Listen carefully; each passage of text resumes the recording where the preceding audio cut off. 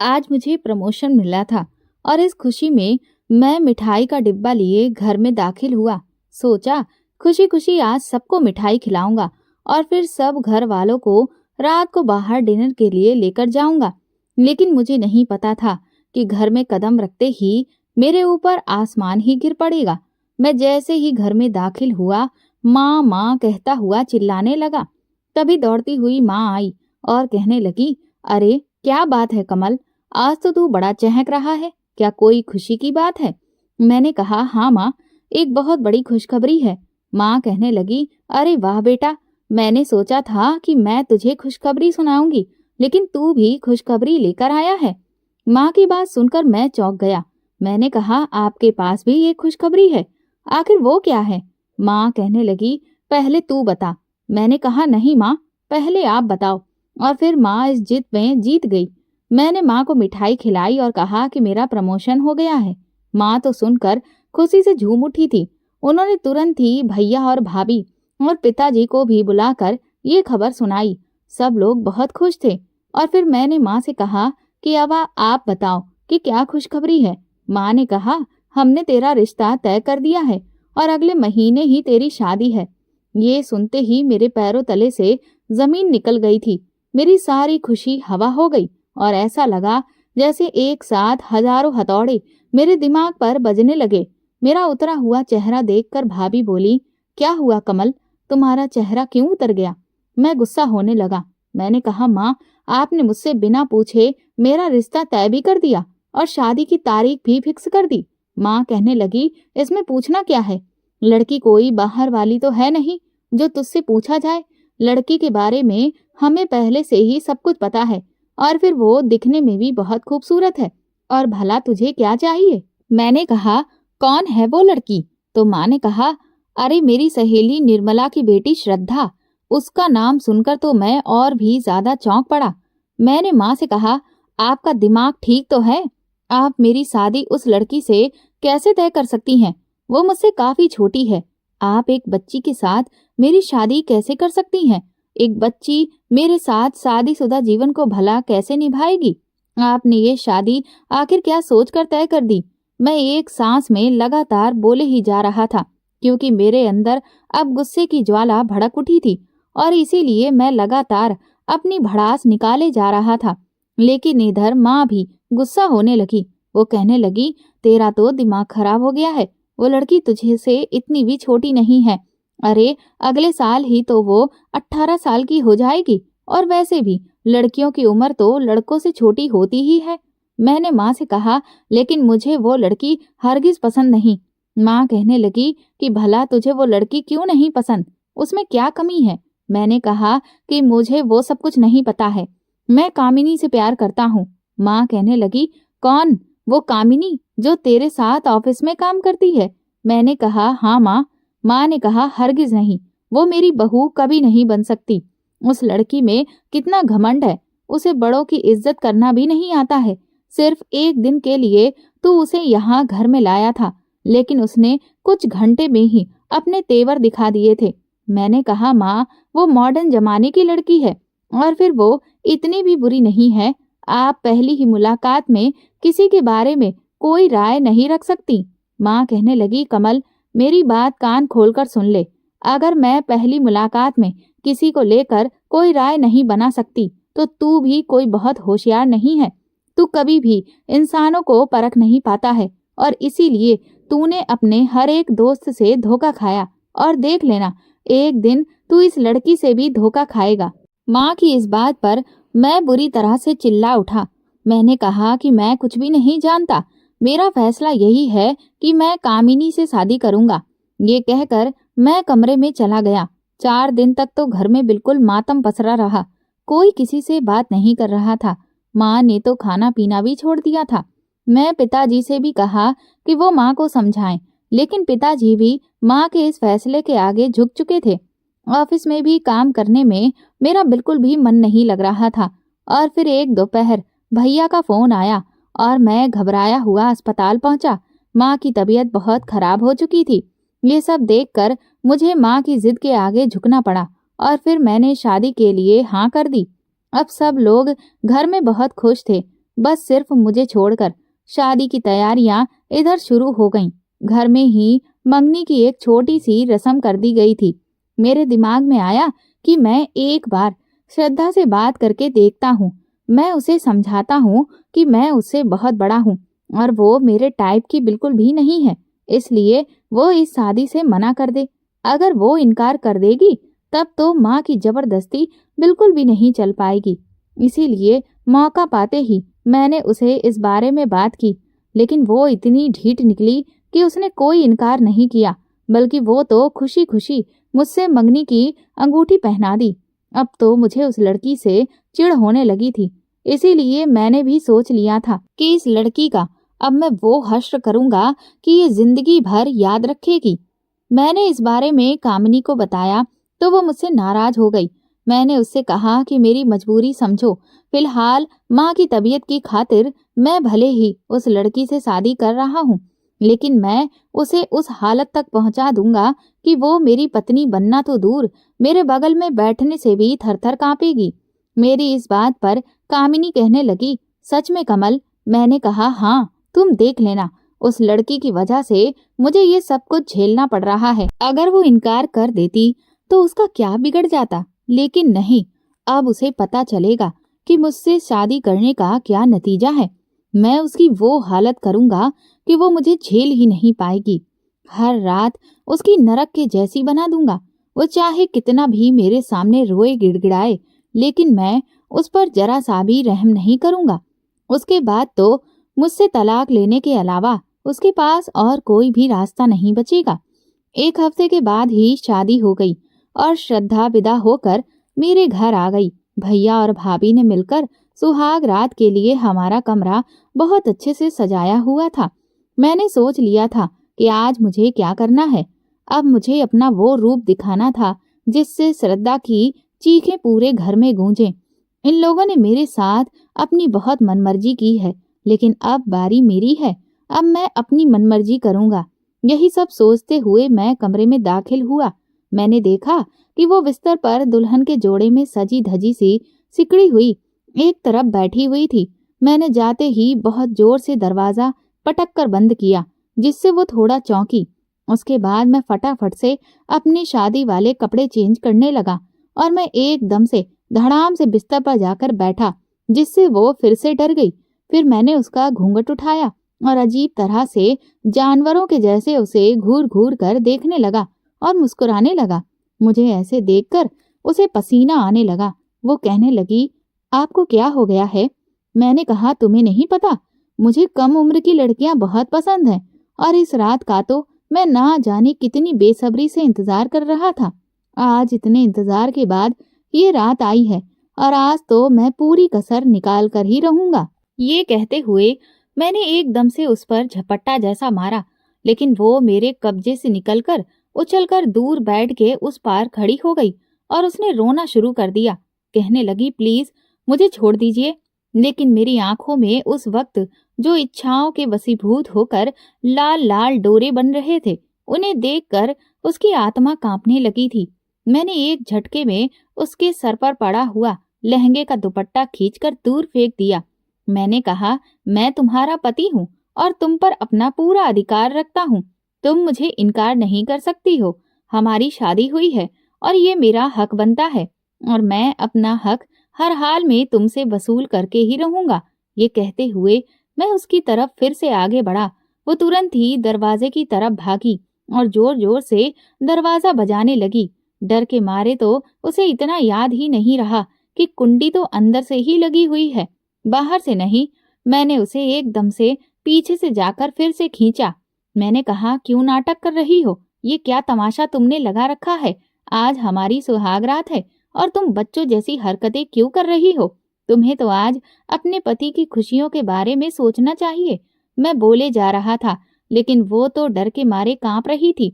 वो मेरे आगे हाथ जोड़ने लगी कि प्लीज मुझे छोड़ दीजिए। मैंने कहा, मुझसे अब रहम की उम्मीद मत रखना। मैंने तुमसे पहले ही कहा था कि अभी भी तुम्हारे पास मौका है, इस शादी से इनकार कर दो, लेकिन तब तो तुमने मेरी बात नहीं मानी और अब जब शादी की है तो फिर शादी की पूरी जिम्मेदारी उठाओ। अब तो हमारा पति पत्नी का रिश्ता शुरू होकर ही रहेगा। ये कहते हुए मैं एक बार फिर से उसकी तरफ कदम बढ़ाने लगा कि तभी कमरे के बाहर से मम्मी पापा और भैया भाभी की आवाजें आने लगीं। मैंने दरवाजा खोल दिया। वो कहने लगे कि ये कैसी आवाजें हैं? श्रद्धा इतनी बुरी तरह से क्यों चीख रही है? श्रद्धा तुरंत ही लपक कर मेरी माँ के गले लग गई और कहने लगी कि मैं इनके साथ बिल्कुल नहीं रहूंगी माँ जी, मुझे इनके साथ नहीं रहना, प्लीज मुझे यहाँ से ले चलिए।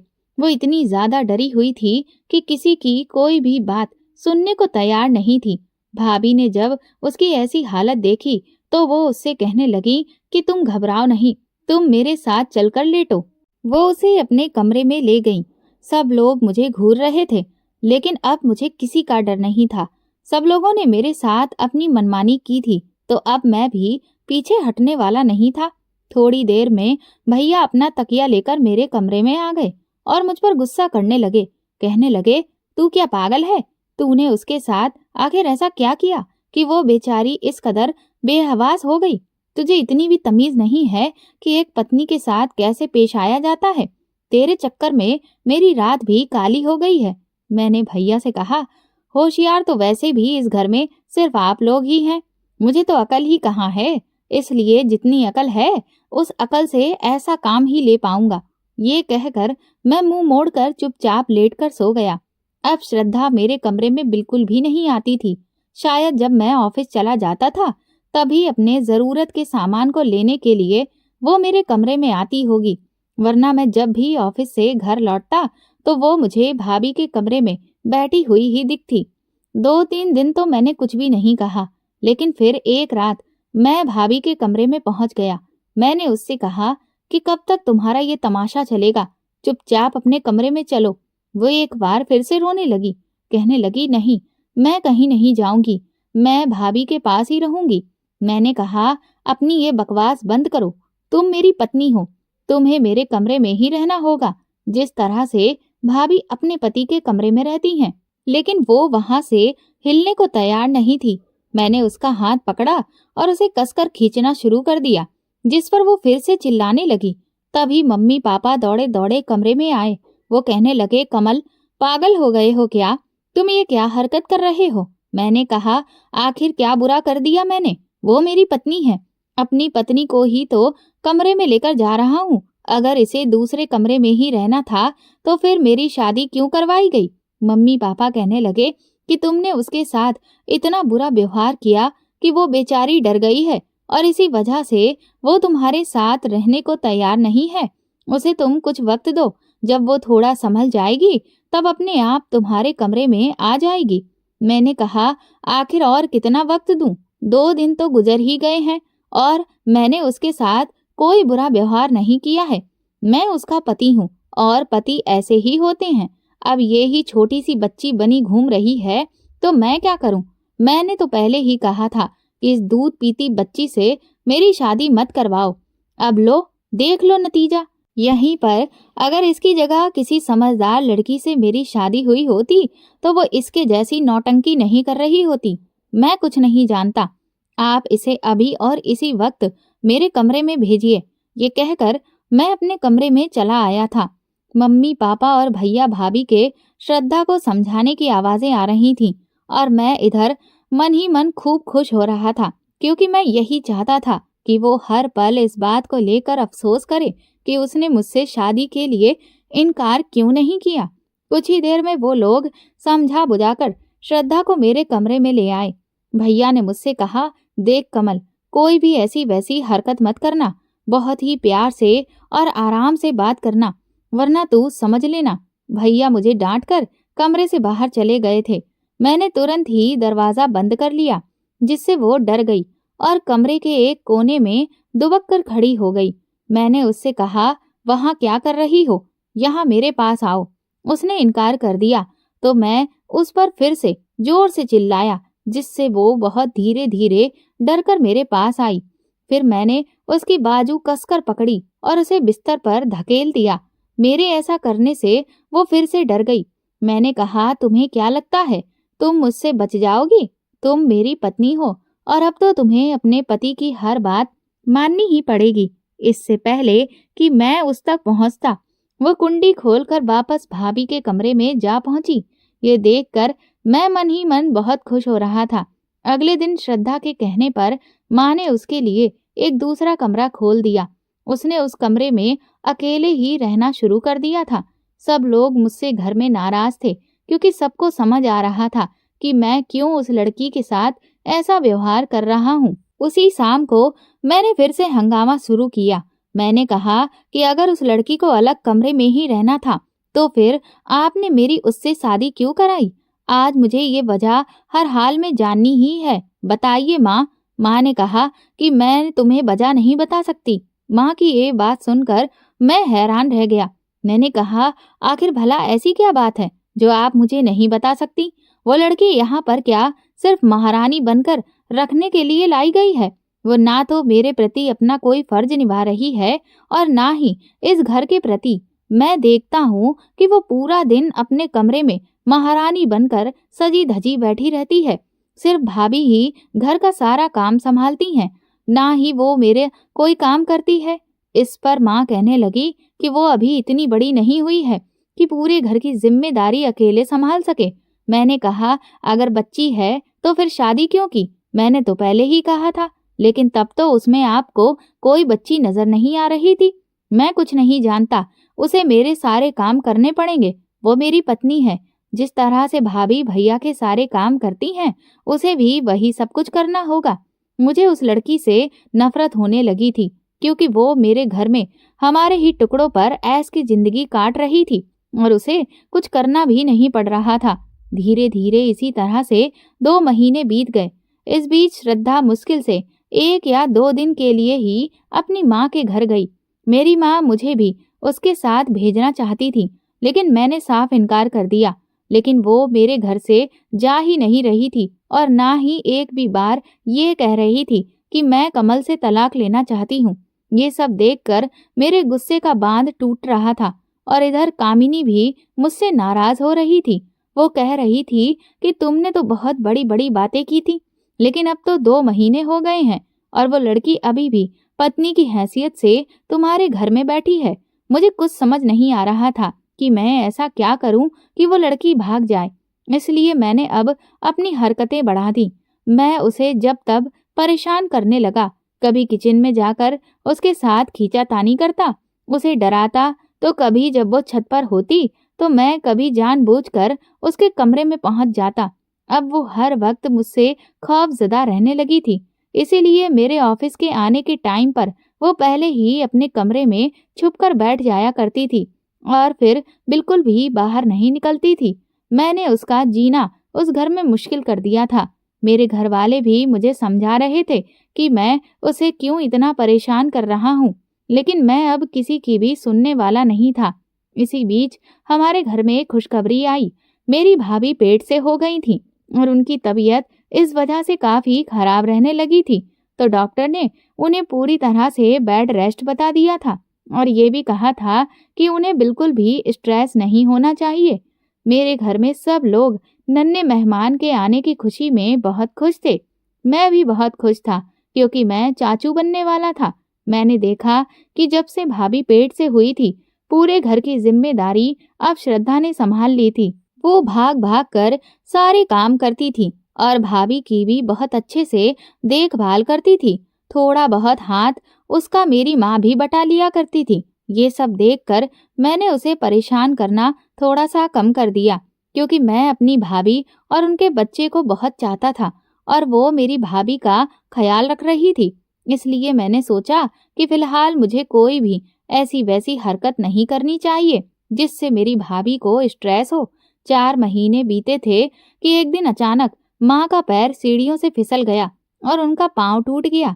माँ भी पूरी तरह से बिस्तर पर लग गई और अब उनकी देखभाल का भी सारा जिम्मा श्रद्धा के कंधों पर ही आ गया था। मैंने देखा था कि वो सुबह 5 बजे उठ जाती थी और मेरा और भैया का टिफिन तैयार करके रखती थी। उसके बाद माँ को नहलाना धुलाना सारे काम वही करती थी और बाकी सबके कपड़े धोना, घर का झाड़ू पोछा, खाना बनाना, सारी जिम्मेदारियों को धीरे धीरे उसने बखूबी संभाल लिया था। मैं हैरान था कि जिस लड़की को मैं बच्ची समझ रहा था, उसने तो पूरे घर की जिम्मेदारी किसी समझदार लड़की की तरह अच्छे से संभाल ली थी। ये सब देखकर मेरे दिल में उसके लिए थोड़ी सी नरमी आ गई थी। इसीलिए मैं अब उसके लिए भी खाने पीने की कुछ चीजें ले आया करता था। लेकिन उसने मुझसे बात करना बिल्कुल ही बंद कर दिया था। वो मेरे काम तो सारे करती थी, लेकिन मुझसे बोलती बिल्कुल भी नहीं थी। समय पंख लगाकर कब उड़ा कुछ पता ही नहीं चला और भाभी ने एक नन्हे से राजकुमार को जन्म दिया। इधर माँ की हालत भी अब पहले से काफी बेहतर हो गई थी। वो धीरे धीरे चलने लगी थी। इसीलिए मैंने अब सोचा कि अब ये सही मौका है। मैं घर में बात करता हूँ कि मैं अब इस लड़की के साथ पति पत्नी के रिश्ते में नहीं रह सकता, क्योंकि इसने मुझे मेरा कोई भी अधिकार नहीं दिया था। यही सब सोचकर मैंने घर में तलाक की बात रखी, जिसे सुनकर सभी लोग दंग रह गए। सबने मुझे समझाने की बहुत कोशिश की कि श्रद्धा से अच्छी लड़की तुम्हें नहीं मिल सकती। माँ कहने लगी, कमल, तुम्हारा दिल पत्थर का है क्या? तुमने देखा नहीं कि हम सब पर जब एक साथ इतनी बड़ी मुसीबत टूटी तो उसने कितने अच्छे से पूरे घर की जिम्मेदारी संभाली। किसी को कोई भी तकलीफ नहीं हुई, और फिर भी तुम श्रद्धा को तलाक देना चाहते हो। मैंने माँ से कहा कि मैं मानता हूँ माँ कि श्रद्धा वाकई में बहुत अच्छी लड़की है, लेकिन मुझे नहीं लगता कि वो मेरी पत्नी बनने के काबिल है। और फिर उसने जो कुछ भी किया वो सब आप लोगों के लिए किया। मेरे लिए भला उसने ऐसा क्या कर दिया जो मैं उसे अपनी पत्नी होने का दर्जा दूं? उसने तो आज तक मुझे अपने पति होने का हक ही नहीं दिया। वो तो उल्टा मुझसे डरकर दूर भागती है। ऐसी लड़की के साथ मैं नहीं रह सकता। इसलिए मैंने वकील से तलाक के कागज तैयार करने के लिए कह दिया है। मेरे इतना कहते ही बाकी सब लोग मुझे समझाने लगे, लेकिन तभी श्रद्धा खुद ही आगे बढ़कर आई और उसने मेरी माँ से कहा कि मैं भी कमल जी के साथ नहीं रहना चाहती हूँ और मैं भी उनसे तलाक लेना चाहती हूँ। ये सुनकर सब लोग दंग रह गए थे, लेकिन मैं बहुत खुश था कि कम से कम अब मेरी मेहनत सफल हुई थी। आखिरकार उस लड़की ने भी मेरे फैसले में मेरा साथ दे दिया था। अब तो कोई कुछ भी नहीं कर सकता था। तलाक की अर्जी कोर्ट में दाखिल करने के बाद हमें जज के सामने पेश किया गया। हमने वहां पर साफ तौर पर अपनी बात रख दी। जज ने हमें 6 महीने तक और साथ में रहने का समय दिया और कहा कि अगर उसके बाद भी आपका फैसला यही रहता है तो आपको तलाक मिल जाएगा। ये सुनकर मैं बहुत खुश था। बस अब सिर्फ 6 महीने की बात और थी। एक दिन जब मैं अपने ऑफिस से घर वापस आ रहा था तो अचानक मेरी कार की टक्कर एक ट्रक से हो गई और मेरा बहुत बड़ा एक्सीडेंट हो गया। जब आंख खुली तो अस्पताल में था और पूरा शरीर पट्टियों से बंधा हुआ था। और डॉक्टर ने फिर मुझे जो खबर सुनाई उसे सुनकर तो मेरे होश ही उड़ गए थे। उन्होंने कहा कि मेरी रीढ़ की हड्डी में बहुत गहरी चोट आई है, जिसकी वजह से मेरे निचला हिस्सा पूरी तरह से पैरालाइज हो गया है और इस वजह से अब मैं चल फिर नहीं सकता हूँ। मैं अपाहिज हो गया था। इस खबर ने मुझ पर बिजली गिरा दी थी। मेरी आंखों से आंसू बहने लगे। मेरे घर वाले भी रो रो कर बेहाल हो चुके थे। मैं अब अपने घर आ गया था, लेकिन पूरी तरह से बिस्तर पर लग चुका था। अब मैं दूसरों पर सिर्फ एक बोझ था। अचानक हुए इस हादसे की वजह से मैं गहरे सदमे में था और धीरे धीरे डिप्रेशन में जाने लगा था। मैं किसी से कोई बात नहीं करता था। कुछ दिन तो बीते। उसके बाद एक दिन मेरे ऑफिस वाले कलीग मुझे देखने के लिए मेरे घर आए, लेकिन कामिनी मुझसे मिलने के लिए नहीं आई। मैंने जब अपने दोस्त रवि से पूछा कि कामिनी क्यों नहीं आई तो उसने बताया कि वो अपने किसी जरूरी काम से बाहर गई हुई है। जब वो लौटेगी तो वो तुमसे जरूर मिलने आएगी। मैंने उसके सामने अपनी लाचारगी जाहिर करते हुए कहा कि मैं बहुत परेशान हूँ यार। अपाहिज तो हो ही गया हूँ और अब बेरोजगार भी होने वाला हूँ। रवि ने कहा कि ये तुम कैसी बातें कर रहे हो? तुम बिल्कुल भी फिक्र मत करो। मैंने बॉस से तुम्हारी हालत के बारे में बात की थी और उसका सॉल्यूशन हमने ये निकाला है कि तुम अब घर से ही ऑनलाइन काम करोगे। हाँ, तुम्हारी सैलरी थोड़ी कम हो जाएगी, लेकिन कम से कम नौकरी तो बनी रहेगी।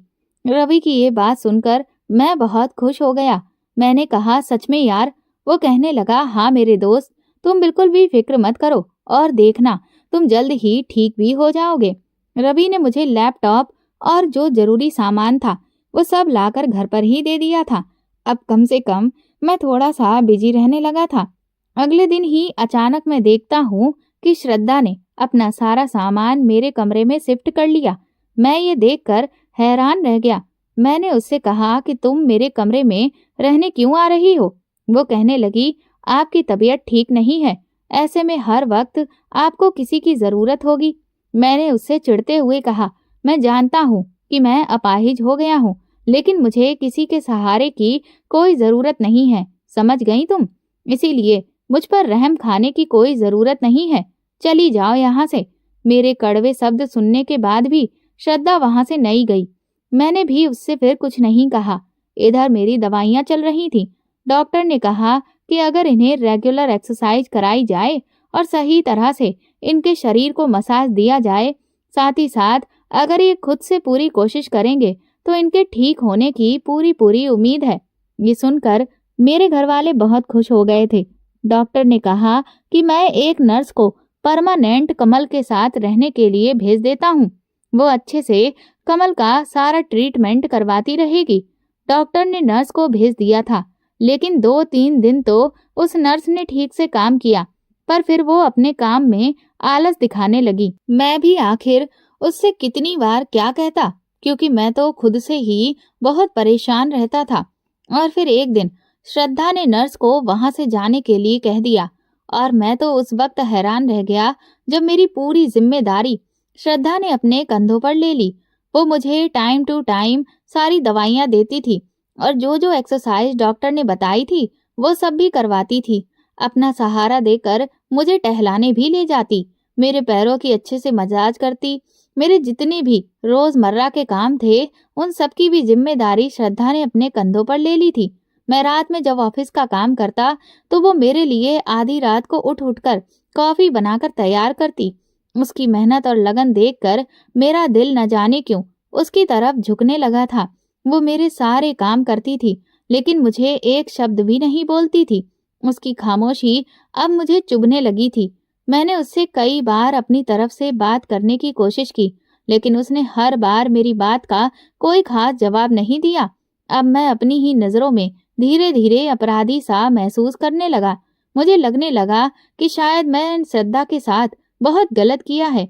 इस बीच मैंने कामिनी को भी कई बार कॉल किया, लेकिन उसने तो मेरी कॉल की एक बार भी कोई जवाब नहीं दिया और ना ही वो मुझसे मिलने के लिए आई। मैंने जब भी रवि से कामिनी के बारे में पूछा तो वो मुझे हर बार कहता कि वो कभी किसी काम में बिजी है, तो कभी कहता कि वो ऑफिस के काम से बाहर गई हुई है। मुझे समझ नहीं आ रहा था कि क्या उसके पास मेरे लिए इतना भी वक्त नहीं है कि वो एक बार फोन करके मुझसे मेरे हाल चाल ही पूछ ले। एक तरफ कामिनी थी जिसे मेरी ऐसी हालत हो जाने के बाद एक बार भी मुझसे बात नहीं की, और दूसरी तरफ श्रद्धा थी जो दिन रात एक करके मुझे ठीक करने में लगी हुई थी। कुछ ही दिनों में श्रद्धा की मेहनत रंग लाने लगी थी। मेरे पैरों की उंगलियां धीरे धीरे हरकत करने लगी थी। जिस दिन मैंने पहली बार अपने पैर का अंगूठा हिलाया था, मेरी तो खुशी का ठिकाना ही नहीं था। मैं जोर जोर से श्रद्धा श्रद्धा चिल्लाने लगा। वो दौड़ी दौड़ी किचन से कमरे में आई। उसके हाथों में आटा लगा हुआ था। कहने लगी, क्या हो गया है? आप ऐसे क्यों चिल्ला रहे हैं? आप ठीक तो हैं? मैंने कहा, मैं बिल्कुल ठीक हूँ श्रद्धा, ये देखो मैं अपने पैरों के अंगूठे को हिला पा रहा हूँ। उसने जैसे ही ये देखा खुशी से उछल पड़ी। न जाने उस वक्त क्या हुआ, वो दौड़कर मेरे पास आई और मैंने उसे गले से लगा लिया। हम दोनों काफी देर तक एक दूसरे को गले से लगाए रहे और दोनों की आंखों में आंसू थे। फिर जब हमें एहसास हुआ कि ये हम किस तरह से, तभी अचानक से वो मुझसे अलग हुई। वो कुछ झेंप सी गई और मैं भी शर्मिंदा सा हो गया। तभी माँ और पिताजी कमरे में आए।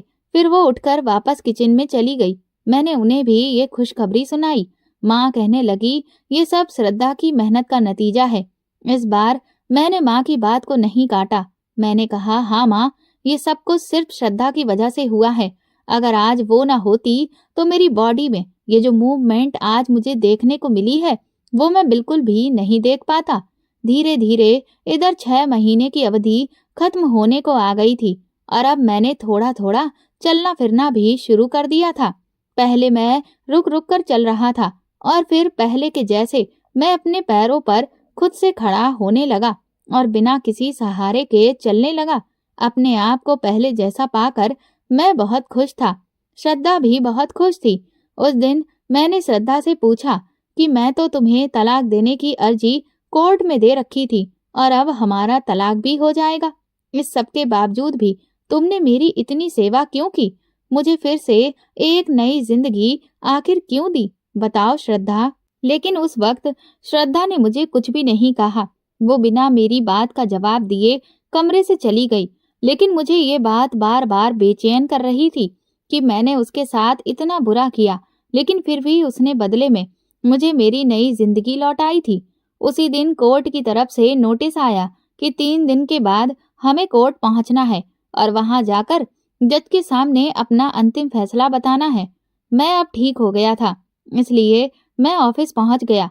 मेरे ऑफिस में भी मेरे सारे कलीग मुझे पूरी तरह से ठीक देखकर खुश थे।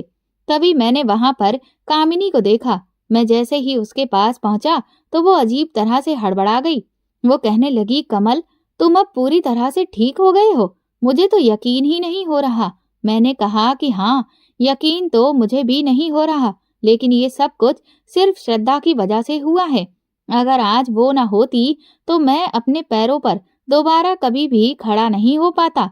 लेकिन तुम मुझे ये बताओ कि इतने महीनों में तुमने ना तो मुझसे बात की और ना ही मुझसे मिलने आई। आखिर क्यों? इस पर कामिनी कहने लगी, मैं तुम्हें क्या बताऊं कमल, मैं भी बहुत सारी मुसीबतों से घिरी हुई थी। मेरे घर में बहुत प्रॉब्लम चल रही थी और इसीलिए मैं तुम्हारा हाल चाल नहीं ले पाई। हो सके तो मुझे माफ कर दो, लेकिन अब तो तुम्हारा तलाक होने वाला है ना, तो अब तो हम लोग आराम से शादी कर सकते हैं। कामिनी की इस बात पर मैं उदास होते हुए कहा कि हाँ, 3 दिन के बाद मेरा श्रद्धा से तलाक हो जाएगा और फिर हम हमेशा हमेशा के लिए अलग हो जाएंगे। कामिनी इस बात से बहुत खुश हो गई। कहने लगी, फिर तो बहुत अच्छा है। देखो, अब तो तुम भी बिल्कुल ठीक हो गए हो और तुम्हें तुम्हारी पोस्ट भी बॉस ने वापस दे दी है। अब हम लोग आराम से शादी कर लेंगे, इसीलिए तुम मेरे साथ चलो। मैंने उससे कहा कि लेकिन कहाँ? वो कहने लगी, मैंने यहीं ऑफिस के पास में एक अच्छी सोसाइटी में फ्लैट देखा है। तुम भी एक बार चलकर देख लो और फिर उसे फाइनल कर दो और तुम उसे खरीद लो। शादी के बाद हम लोग वहीं पर चलकर रहेंगे।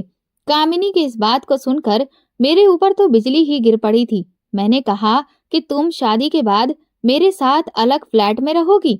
वो कहने लगी, और क्या, मैं तुम्हारे घर पर जाकर नहीं रहूंगी। देखो कमल, मैं उन लड़कियों में से नहीं हूँ जो ससुराल की आपाधापी में अपना सर खपाएं। मैं आज की मॉडर्न जमाने की लड़की हूँ।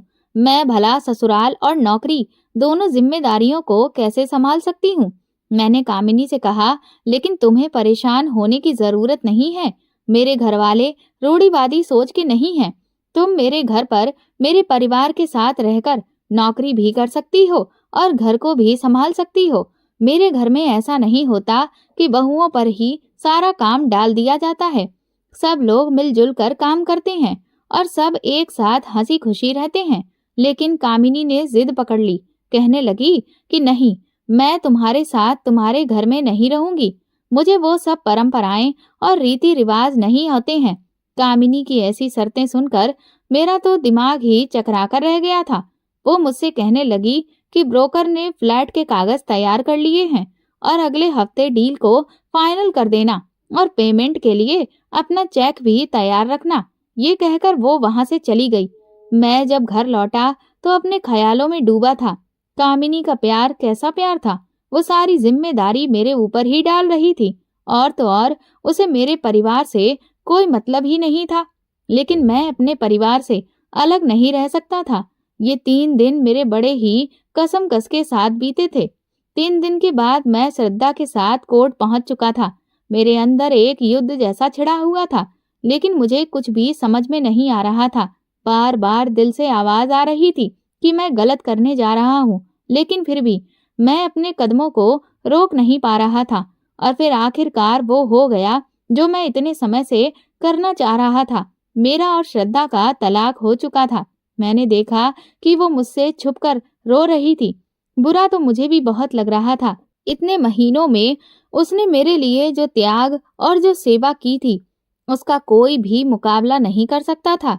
मैं चाहता था कि मैं उसे अपने सीने से लगाकर चुप करवाऊं, लेकिन अब तो मैं ये अधिकार नहीं रखता था।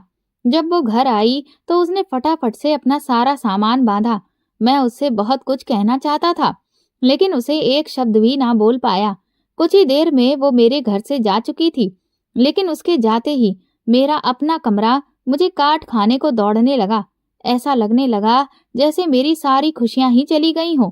शाम हुई, कमरे से बाहर निकला तो माँ भी मुझसे बिल्कुल नहीं बोल रही थी। मैं जानता था कि वो मुझसे बहुत नाराज है। मेरी भाभी ने भी मुझसे बात करना बिल्कुल बंद कर दिया। मैंने उनसे कहा कि भाभी, कम से कम आप तो मेरे साथ ऐसा ना करें। भाभी कहने लगी, कमल, तुमने बहुत गलत किया। तुम्हारा ये फैसला तुम्हारे जीवन का सबसे गलत फैसला था। तुम नहीं जानते कि तुमने श्रद्धा को तलाक देकर कितनी बड़ी गलती की। वो लड़की हीरा थी, हीरा। उसके जैसा जीवन साथी तुम्हें कभी नहीं मिल सकता था, लेकिन तुमने उसे वो वैल्यू नहीं दी जो वो डिजर्व करती थी। ये कहकर भाभी भी चली गई थी। मैं तो अब और भी ज्यादा शर्मिंदा सा हो रहा था। मुझे तो समझ ही नहीं आ रहा था कि मैं क्या करूं, कि तभी मेरा फोन बजा। वो रवि का फोन था। उसने मुझसे कहा कि ये मैं क्या सुन रहा हूँ कि तुमने श्रद्धा भाभी को तलाक दे दिया। मैंने लड़खड़ाती हुई जुबान में कहा, हाँ यार, हमारा तलाक हो गया है। रवि कहने लगा, आखिर क्यों? मैंने उसे सब कुछ बता दिया कि मैं कामिनी को प्यार करता हूँ और उससे ही शादी करूंगा। लेकिन इतना सुनते ही रवि मुझ पर भड़क उठा। कहने लगा कि तू पागल हो गया है क्या? तेरा दिमाग घुटनों में चला गया है? तुझे दुनिया में और कोई लड़की नहीं मिली? श्रद्धा जैसी अच्छी लड़की को छोड़कर तू इतनी बेकार लड़की से शादी करना चाहता है? मैंने रवि से कहा कि ये तुम क्या कह रहे हो? वो कहने लगा कि अगर तूने मुझे अपने और कामिनी के रिश्ते के बारे में पहले बताया होता तो मैं तुझे सारी हकीकत बता देता। मैं तो बस यही समझ रहा था कि तुम दोनों की सिर्फ अच्छी दोस्ती है और इसीलिए मैं चुप रहा। मैंने कहा कि लेकिन साफ साफ बताओ, तुम कहना क्या चाहते हो? वो कहने लगा कि तू जब अपाहिज हुआ था तो कामिनी कहीं नहीं गई थी। वो हर रोज ऑफिस आई थी और बिजी भी नहीं थी। लेकिन उसे जब ये खबर मिली कि तू अब लाचार हो गया है तो उसने तुझे मुड़कर देखना भी गवारा नहीं समझा। मुझे भी उसका ये व्यवहार समझ में नहीं आ रहा था, लेकिन जब तूने मुझसे उसके बारे में पूछा तो कई बार मेरा दिल किया कि मैं तुझे सच बता दूं, लेकिन फिर सोचा कि एक तो तेरी हालत वैसे ही इतनी खराब है, ऊपर से अगर मैं तुझे ये बताऊंगा कि कामिनी एक धोखेबाज दोस्त है, तब तो तेरा शायद दिल ही टूट जाए। यही सब सोचकर मैंने तुझसे झूठ बोल दिया, जबकि असल में तो कामिनी को सब कुछ पता था और वो जानबूझकर तुझसे मिलने के लिए नहीं गई, क्योंकि वो तुझसे कोई मतलब नहीं रखना चाहती थी। और तू एक ऐसी लड़की से शादी करना चाहता है जो तेरे बुरे वक्त में तुझसे मिलने तक नहीं आई, और तूने एक ऐसी लड़की को छोड़ दिया जिसने तेरे सबसे बुरे वक्त में तेरा इतना साथ दिया, तेरी इतनी सेवा की, यहाँ तक कि उसने तुझे दोबारा से तेरे पैरों पर खड़ा कर दिया, तुझे एक नई जिंदगी दी। तुझसे बड़ा मूर्ख तो मैंने पूरी दुनिया में नहीं देखा है। रवि की बात सुनकर तो मेरे ऊपर बिजली ही गिर गई थी। मेरी आंखों से लगातार आंसू बहने लगे। मैंने कहा कि मेरे यार, अगर तूने मुझे ये हकीकत पहले बता दी होती तो मैं श्रद्धा को कभी भी तलाक नहीं देता। अब मुझे एहसास हो रहा है कि सच में मैंने बहुत बड़ी गलती कर दी। माँ सही कहती है कि मुझे इंसानों की पहचान नहीं है। मैं हमेशा गलत इंसान को ही चुनता हूँ और इस बार भी मैंने वही किया। कामिनी के लिए मेरे दिल में सवाल तो तभी उठने लगे थे जब उसने मेरे सामने ये शर्त रखी कि शादी के बाद वो मेरे परिवार के साथ नहीं बल्कि एक अलग फ्लैट में रहेगी, और वो भी उस फ्लैट को वो मेरे ही पैसों से खरीदवाना चाहती थी। लेकिन तब भी मैंने यही सोच रहा था कि शायद मैं ज्यादा सोच रहा हूँ, लेकिन अब जब तूने मुझे सच्चाई बताई है तब मुझे एहसास हो रहा है कि मैंने अपने पैरों पर खुद ही कुल्हाड़ी मार ली है। फोन बंद करने के बाद मैं दौड़ा हुआ माँ के पास आया तो देखा कि वो बहुत बुरी तरह से रो रही थी। मैंने माँ से कहा कि क्या हुआ माँ, आप यूं इस तरह से क्यों रो रही हो? वो कहने लगी, तू क्या करेगा जानकर, चला जा यहाँ से। वो पिताजी के साथ कहीं जाने लगी। मैंने उनका हाथ पकड़ लिया। मैंने कहा, माँ मुझे बताइए तो सही, मैं आपके आगे हाथ जोड़ता हूँ, मुझे यूं नफरत ना करिए। माँ ने कहा कि श्रद्धा की माँ निर्मला का देहांत हो गया है। ये सुनकर तो मेरे होश उड़ गए। मैंने कहा, क्या, ये कैसे हो सकता है? वो कहने लगी, तू जानना चाहता था ना कि मैंने तेरी श्रद्धा से शादी क्यों की? क्योंकि उसकी माँ को कैंसर हो गया था। निर्मला मेरी बचपन की दोस्त थी। उसने जीवन में बहुत दुख झेले थे। श्रद्धा बहुत छोटी थी जब निर्मला के पति का देहांत हो गया था। तब निर्मला ने ही जैसे तैसे अपनी बेटी को पाला था। लेकिन फिर जब वो 16 साल की हुई तब उसे पता चला कि उसे कैंसर है और अब उसकी जिंदगी बस कुछ ही सालों की है। उसे ऐसे में भी अपनी चिंता नहीं थी, अपनी बेटी की चिंता थी कि उसकी बच्ची का भविष्य क्या होगा, उसके जाने के बाद वो किसके सहारे जिएगी। और इसीलिए मैंने अपनी दोस्ती का फर्ज निभाते हुए श्रद्धा को अपनी बहू बनाने का फैसला किया था। मैंने तुम लोगों को ये बात इसलिए नहीं बताई थी क्योंकि मुझे निर्मला ने अपनी कसम दी थी, क्योंकि वो नहीं चाहती थी कि उसकी बेटी को ये पता चले कि उसकी माँ धीरे धीरे मौत के करीब जा रही है। अगर श्रद्धा को ये बात पता चल जाती तो वो कभी भी इस शादी के लिए राजी नहीं होती और बस अपनी सहेली की कसम की खातिर ही मैंने इस सच्चाई को सभी से अब तक छुपाकर रखा था और तेरे साथ जबरदस्ती श्रद्धा की शादी करवा दी थी। लेकिन तूने तो उस बेचारी बच्ची की इतनी सेवा और त्याग को भी महत्व नहीं दिया और आखिरकार तूने अपनी जिद पूरी कर ली। अब तू जा और खुश हो जा। वो बच्ची अब इस दुनिया में बिल्कुल अकेली रह गई है। ये कहकर माँ पिताजी के साथ श्रद्धा के घर निकल गईं। भैया भाभी भी चले गए थे। मैं अकेला रोता हुआ अपना सर पीटने लगा। ये मैंने क्या कर दिया था? मैंने तो सब कुछ तबाह करके रख दिया। मैं तुरंत ही पीछे पीछे भागा हुआ श्रद्धा के घर पहुंचा। वो बेचारी इस वक्त गम में पूरी तरह से डूबी हुई थी। वो बार बार बेहोश हो जा रही थी। रो रो कर उसका बुरा हाल था। जब उसकी माँ का अंतिम संस्कार हो गया तो वो बिल्कुल अकेली रह गई। आस पड़ोस की औरतें कहने लगीं, हाय हाय, अब ये जवान लड़की बिना किसी सहारे के भला कैसे रहेगी? अब तो इसका कोई भी नहीं बचा। ऊपर से ये तो तलाकशुदा भी है। अब तो इसका कोई हाथ भी नहीं थामने वाला। बेचारी लड़की, कितनी कम उम्र में इसे इतना सब कुछ झेलना पड़ गया है। अब तो इसका कोई नहीं। उन सब लोगों की ये बातें सुनकर मेरे दिल में कांटे से चुभने लगे थे। मैंने इसी वक्त फैसला कर लिया कि अब मुझे क्या करना है, क्योंकि अब अगर मैंने ये कदम नहीं उठाया तो मैं जिंदगी भर अपनी नजरों में कभी भी उठ नहीं पाता।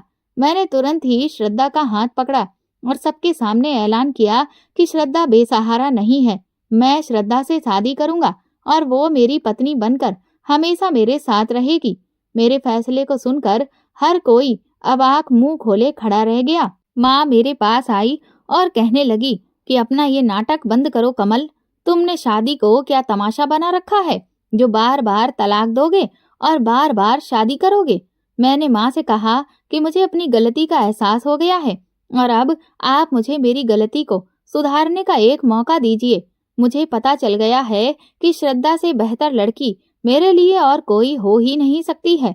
तभी श्रद्धा वहां से रोते हुए कमरे में चली गई। मैं पीछे पीछे उस कमरे में गया तो वो कहने लगी, कमल जी, मुझ पर रहम खाने की आपको कोई जरूरत नहीं है और मेरी फिक्र भी मत करिए। मैं अपनी जिम्मेदारी खुद उठा लूंगी, क्योंकि अब मैं आपका वो व्यवहार बर्दाश्त नहीं कर सकती। आपने मेरे साथ जो भी किया बस वो बहुत है। ये शादी आपके लिए मजाक थी, लेकिन मेरे लिए कभी भी मजाक नहीं थी। मैंने हमेशा आपको दिल से अपना पति समझा था। हाँ, बस मैंने कभी भी आपको मुझे वो हक लेने का अधिकार नहीं दिया, क्योंकि मुझे आपसे बहुत डर लगता था। लेकिन जब सच में आपको अपनी पत्नी की जरूरत थी तो मैंने अपना पूरा फर्ज निभाया था। मैं तुरंत ही श्रद्धा के कदमों में बैठ गया। मैंने कहा, तुम कहो तो मैं तुम्हारे पैर पकड़ने को भी तैयार हूँ, लेकिन मैं सच कहता हूँ, मैं तुमसे प्यार करने लगा हूँ और अब मैं तुम्हें दिल से अपनी पत्नी स्वीकार करना चाहता हूँ। ये देखते ही श्रद्धा ने अपने पैर पीछे खींच लिए और उसने मुझे कंधे से पकड़कर ऊपर उठाया। मैंने उसे गले से लगा लिया। वो ना जाने कितनी देर फूट फूट कर रोती रही और मैं उसे अपने सीने से लगाए रहा। इसके बाद मैं उसे घर ले आया और फिर कुछ दिनों के बाद मेरी और श्रद्धा की शादी हो गई। कामिनी को जब ये बात पता चली तो वो मुझ पर बरसने लगी। मैंने उससे कहा कि तुम्हारी असलियत मुझे पता चल गई है। तुम्हारे जैसी लड़कियां कभी किसी की सगी नहीं हो सकती। जब तुम मेरे बुरे वक्त में मेरे साथ खड़ी नहीं हो पाई तो मेरी पत्नी भी तुम नहीं बन सकती हो। और अब मैं श्रद्धा से प्यार करता हूँ, तुमसे नहीं। ये कहकर मैंने उसे हमेशा के लिए अपना रिश्ता खत्म कर दिया। आज मेरी सुहाग रात थी। आज जब मैं कमरे में आया तो बहुत ही शालीनता से श्रद्धा का हाथ मैंने अपने हाथों में लिया और सबसे पहले अपने किए हुए हर एक बर्ताव की उससे कान पकड़कर माफी भी मांगी। श्रद्धा ने मुस्कुराकर मेरे दोनों हाथों को नीचे किया। फिर मैंने उसे एक खूबसूरत सा हार गिफ्ट किया जिसे देखकर वो बहुत खुश हो गई। मैंने उससे कहा कि अब तुम्हें मुझसे डरने की जरूरत नहीं है। मैंने उसके सर पर हाथ फेरा और कहा कि तुम बहुत थक गई होगी, इसीलिए आराम से कपड़े चेंज करके सो जाओ। मैं उठने लगा। उसने मेरा हाथ पकड़ लिया। कहने लगी, आज तो हमारे रिश्ते की शुरुआत है, तो फिर मैं सो कैसे सकती हूँ। मैंने उससे कहा, मुझे इस रिश्ते को आगे बढ़ाने की कोई जल्दी नहीं है। श्रद्धा, जब तुम पूरी तरह से तैयार होगी तब ही मैं इस रिश्ते को आगे बढ़ाऊंगा। श्रद्धा कहने लगी कि मैं पूरी तरह से तैयार हूँ और आपको आपका हक देने के लिए मैं खुशी खुशी राजी हूँ। ये सुनकर मैं बहुत खुश हो गया और फिर हमने अपने नए शादीशुदा जीवन की शुरुआत की। 1 साल के बाद श्रद्धा ने मुझे एक प्यारी सी बेटी का पिता बनाया। मेरी जिंदगी तो खुशियों से भर गई थी। आज मैं अपने पूरे परिवार के साथ एक खुशहाल जीवन जी रहा हूँ।